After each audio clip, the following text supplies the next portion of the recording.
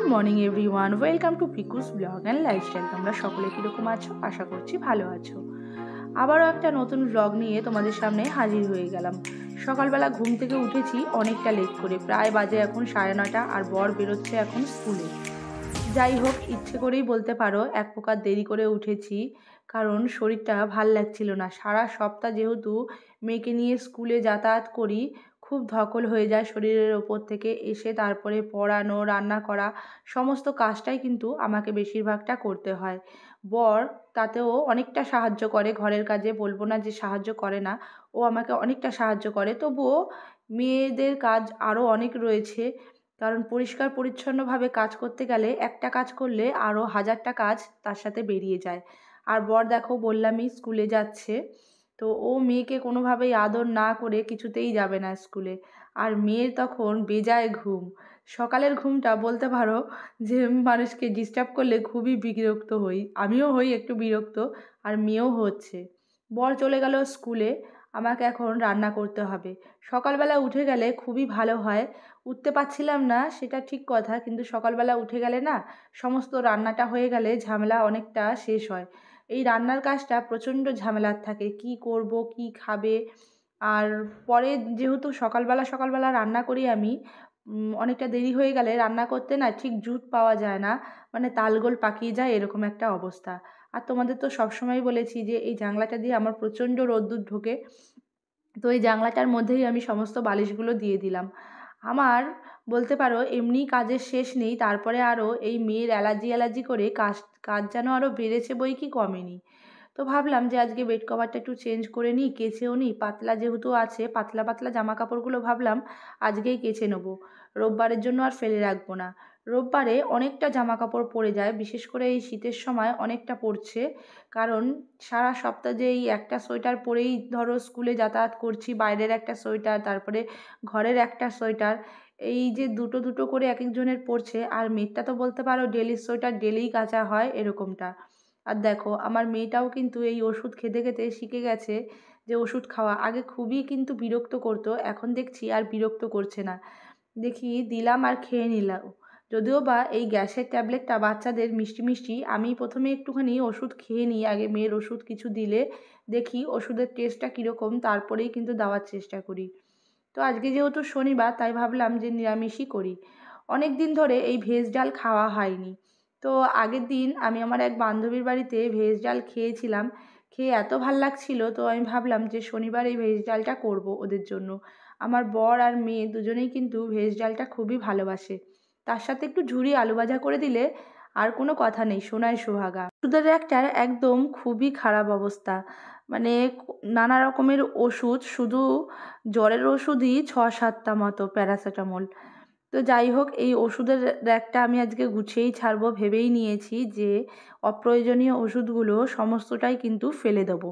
Good afternoon friend, এক্ষুনি এই যে স্নান করেও উঠলাম, মেয়েকেও আগে স্নান করানো হয়ে গেছে। বাড়িতে থাকলেই না কেন জানি না দেরি হয়ে যায়, কাজ করতে করতে এইটা করি ওইটা করি করতে করতে অনেকটাই দেরি হয়ে যায়।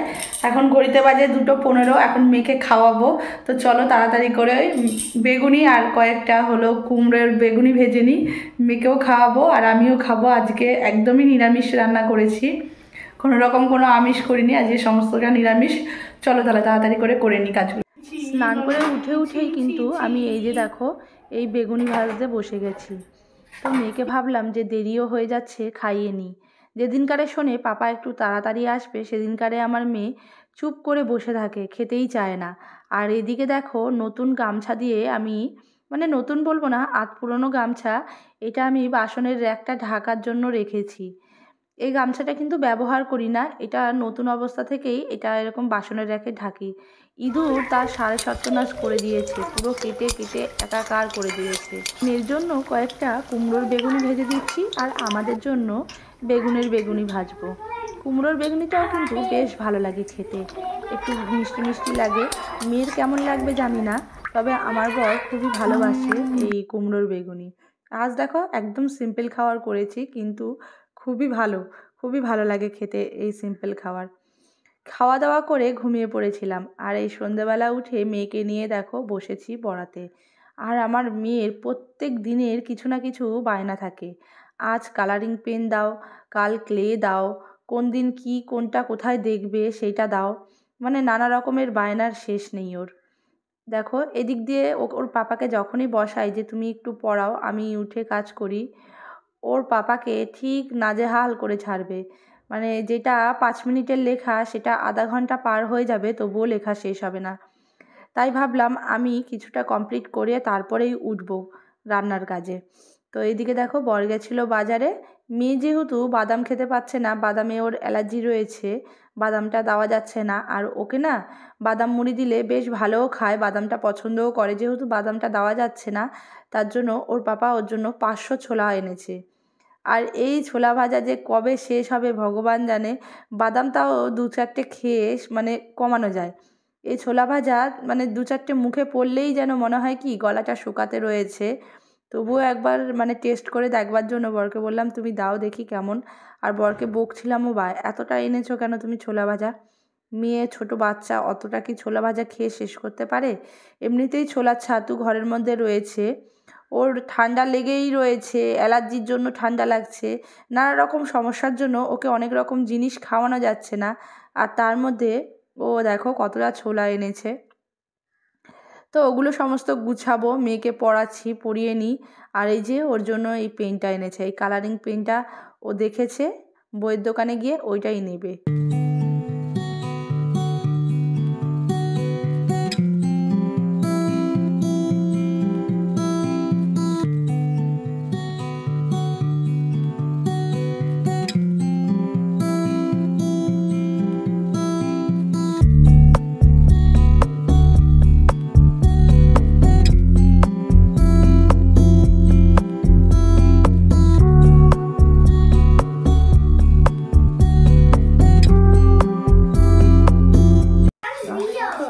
খেসারি শাক, ওইটা কচি কচি না হলে ওই ঘাসের মতো ছিবড়া ছিবড়া লাগে, খুব উপকারী খেসারি শাক। তো খেসারি অনেকটা শাক এনেছে, প্রায় 1 কিলো মতো।